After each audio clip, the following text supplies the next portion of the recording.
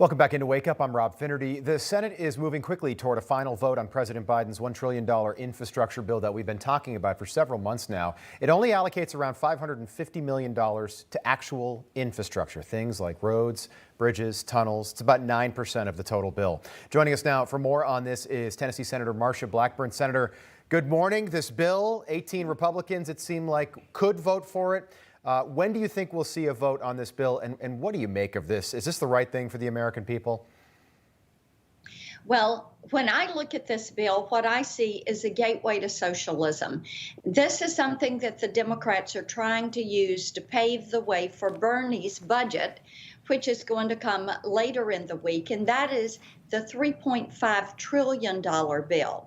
And I know some of my colleagues have worked very hard to try to create a bipartisan product. We all wanted to get something on infrastructure that we could support.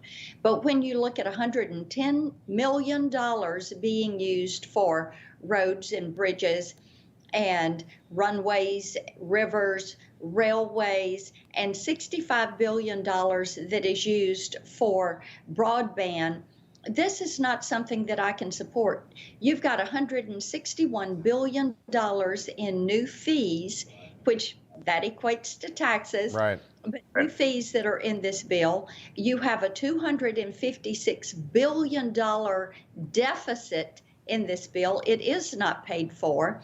So the burden to pay for this is going to come with taxes in Bernie's budget. And then it's going to be shoved off to our children and grandchildren. So in my opinion, it's not enough about infrastructure. The bill is too expensive. It is the gateway for socialism. It's a down payment on the Green New Deal. Unbelievable. 9% of this bill goes to actual infrastructure, yet this is being billed as an infrastructure bill. When do you think we see a vote? I think you'll see a vote tomorrow. And they're really quite anxious.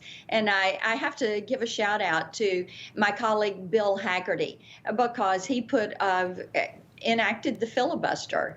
He is exercising his right to the filibuster on the final vote on this bill.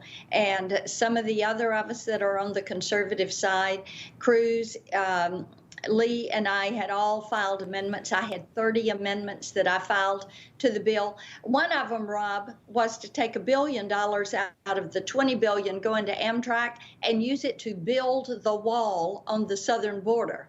Another was to put in place restarting the Keystone Pipeline.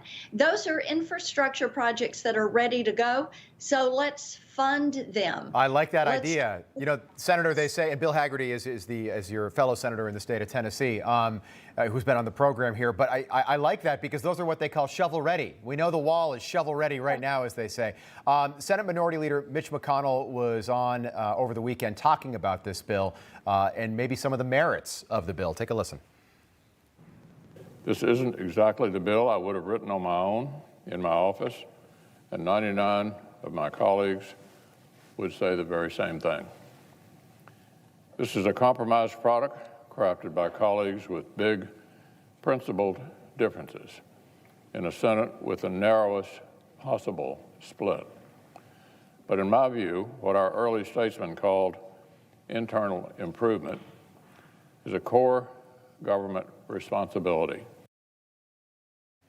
Okay, so the senator doesn't sound exactly thrilled about the bill, but the word bipartisan is something we don't hear a lot of. Do you think this bill actually, it passes, it goes to the House, and this thing becomes law? What you're going to see is the bill is probably going to pass out of the Senate. Like I said, some of us have worked to get rid of some of the worst parts of this bill, but bear in mind the House is going to make this legislation worse. When it comes back to us for a final vote, you're going to see a product that is even worse than what this is. And what the House is going to do is try to wrap this into Bernie's budget. Now, Rob, look at what they've already spent.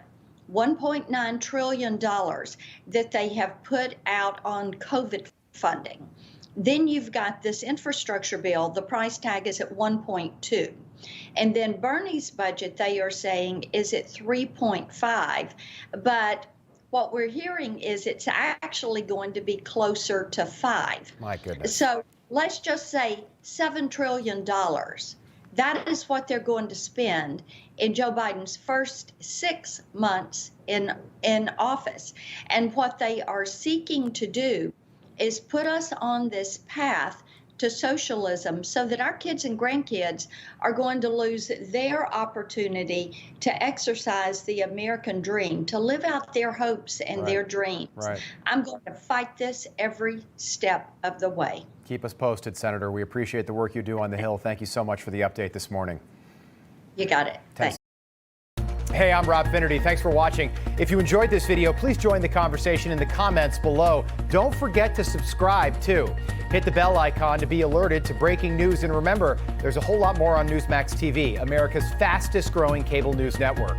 Newsmax TV, where real news for real people.